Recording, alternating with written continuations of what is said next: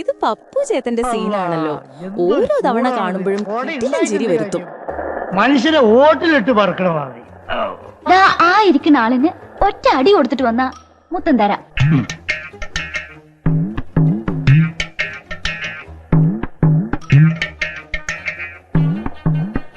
ചെല്ലഞ്ചേട്ടൻ ഇവിടെ ഇരിക്കുക. അയ്യോ അല്ല എന്താ അയ്യോ ആള് മാറിപ്പോയി. ആരെയും തല്ലി? ഞാൻ വിചാരിച്ചു ചെല്ലഞ്ചേട്ടനാണെന്ന്. ചെല്ലയ്യ കണ്ടത് മാതിരിക്കും. ഇവിടെ ഇരിക്കുക.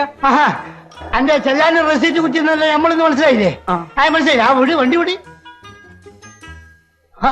ചെല്ലയ്യേട്ടന് നീ ഇവിടെ കുത്തിനെ ശരിയാവില്ല.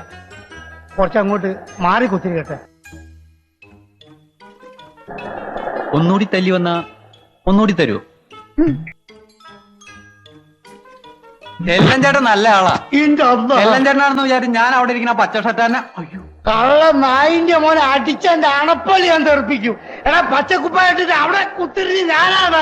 നീ കൊറേ നേരമല്ലേ ഇവിടെ ഇങ്ങനെ തിരിഞ്ഞിരിഞ്ഞ് കിടക്കുന്നു. എനക്കെന്താ നമ്മളെ കൊല്ലടാ. പച്ച ഷർട്ട് എന്റെ കൈ കൊണ്ടാണ് നമ്മളെ മയ്യത്ത് കൊല്ലിക്കണം. ഞാൻ പച്ച ഷർട്ട് കണ്ട് ചെല്ലഞ്ചേട്ടനാണെന്ന് വിചാരിച്ചത് അതുകൊണ്ടാ.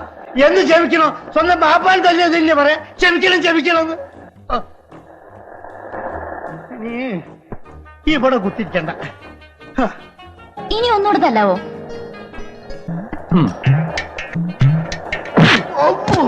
ആ പച്ച ഷർട്ടുകാരനെ ഞാൻ വെറുതെ അടിച്ചു. ചെല്ലഞ്ചേട്ടൻ എവിടെയായിരുന്നു? നമ്മൾ പിതാങ്കിനി എന്ത് നായിന്റെ മോനെ നമ്മൾ കൊല്ലണ. ഈ സീൻ യഥാർത്ഥത്തിൽ 1975 ബോളിവുഡ് ത്രില്ലർ സിനിമയായ ഖേൽ ഖേൽ മേയിൽ നിന്നുള്ള ഒരു നേരിട്ടുള്ള കോപ്പിയാണ്.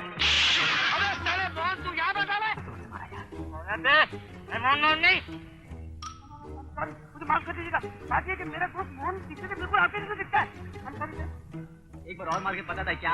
एक बार और.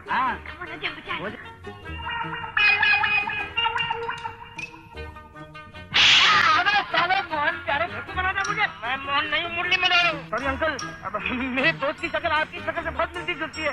सॉरी. जा. एक बार और मारेगा देखो उसको.